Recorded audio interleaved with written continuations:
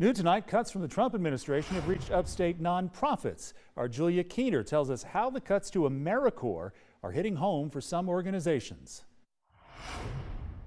According to the United Way of the Piedmont, more than $400 million in grant funding to AmeriCorps services across the nation was abruptly cut by DOGE, impacting over 1,000 nonprofit and community organizations, some here in the upstate.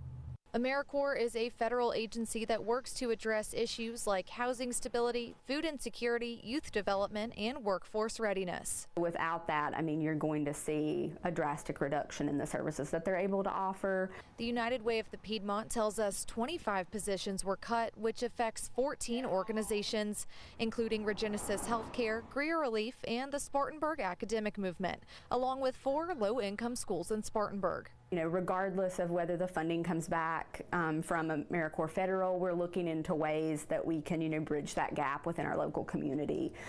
So it may not look the exact same as the programs that we currently operated under AmeriCorps Federal with those grants, but we're looking how can we, still provide those student support specialists in the schools. We're told since the start of the VISTA program, it's had over a $26 million economic impact. It's a great return on investment, so it's really disheartening to see that it's not a priority, and we've lost funding, and our individuals in our community have lost their year of service and things like that. 7 News reached out to Representative William Timmons about these new cuts. He said, quote, "We have a $36 trillion national debt and a $2 trillion annual deficit. We are diligently identifying waste, fraud, and abuse across government."